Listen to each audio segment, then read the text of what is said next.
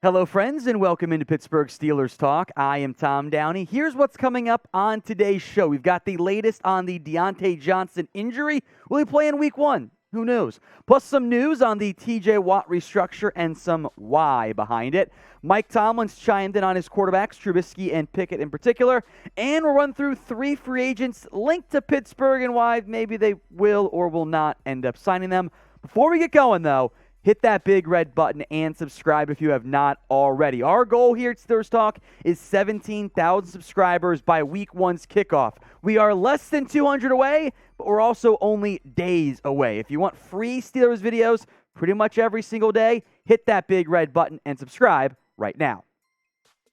Let's begin with the injury news here on Diontae Johnson. He is still dealing and battling with that shoulder injury. He was officially limited in practice on Wednesday.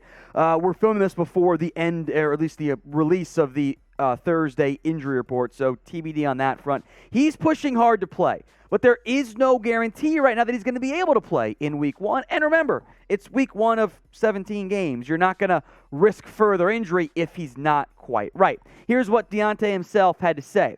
I tried to do everything I could, what my arm will allow me to do. I'm doing everything I can literally to try to get back to the guys this Sunday. I'm taking it one day at a time. We're going to see where it goes. Now, players and coaches for Pittsburgh have expressed some more optimism today, thinking he looks pretty good. They think he'll be out there. It is still a wait-and-see scenario for me. Maybe he'll get the questionable tag since, well, I think at minimum he'll get the questionable tag since there's no more probable, which I still think is dumb. The NFL got rid of that designation, but whatever. Johnson's gotten better each year in his NFL career, despite, maybe the quarterback not getting better each day each year in Johnson's career so far for Pittsburgh. So I hope he's out there. I think the offense is better when he's out there. In the event he cannot go, there are other options for Pittsburgh, namely Chase Claypool, George Pickens, and Gunnar Olszewski will be options for them. I think you'll see all 4 guys, even if Johnson's able to go, 4 guys in total, make some impact, make some plays for you. I think Miles Boykin, Steven Sims, both guys with some special teams value, will also be able to contribute if they are pressed into duty in Week 1. So with that in mind, let's get some predictions in the comments section for me. Will Diontae Johnson play in Week 1 for the Steelers, or will he miss that game with that shoulder injury? This is today's pinned comment, and you should know the drill if you've been subscribed for a while. If the ad break plays on YouTube, take advantage of it. Head down there, type in Y for yes or N for no at that pinned comment. More news here, some, positive things on TJ Watt. The Steelers did restructure his contract, as teams often do with their premier young players. Take the money, push it off in the future when, A, you have more money available each year from a salary cap perspective, and it rolls over if you don't spend it. So there's no reason not to try to restructure players who you know are going to be around your team for several more years. This creates $6.75 million in salary cap space. The savings are then kind of spaced out of the next 3 years, or the final 3 years of the deal. Remember, Watt signed that extension last season, the 4-year extension for the Steelers.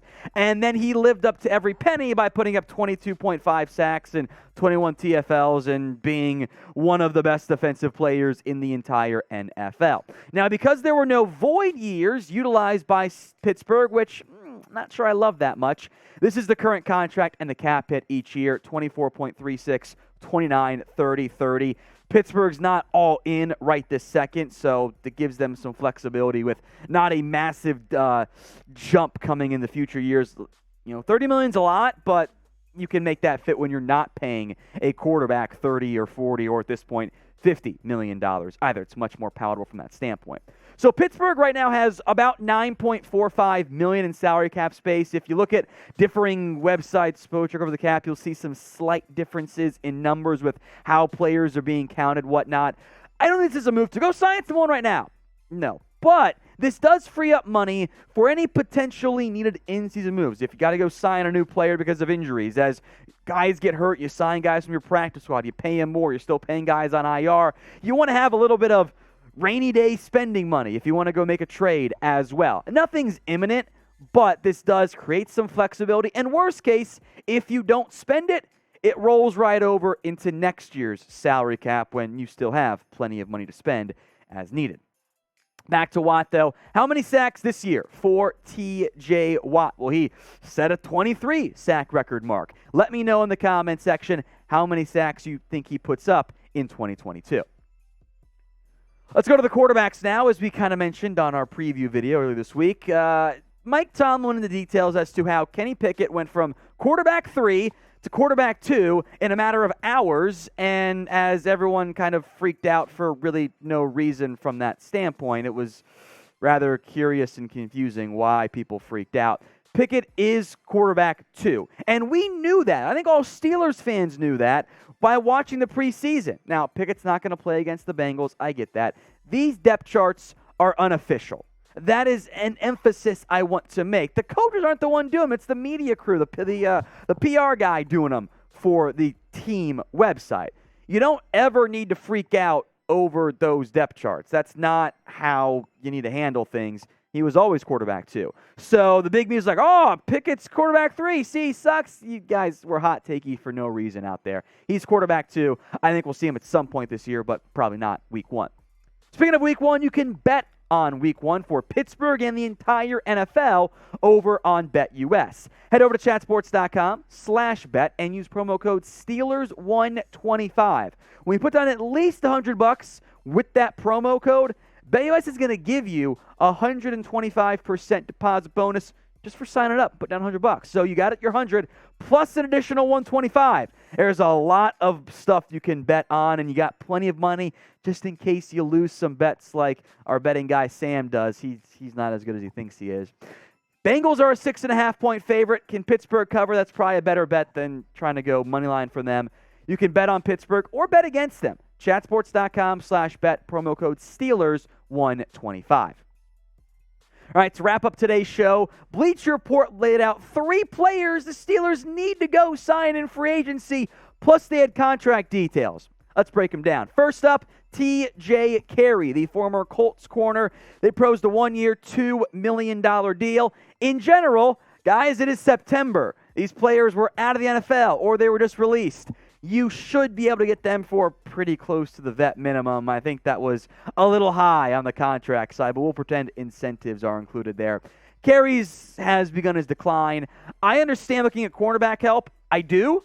But if you're going to go sign someone, just bring back Joe Hayden. Like, he knows the defense right there.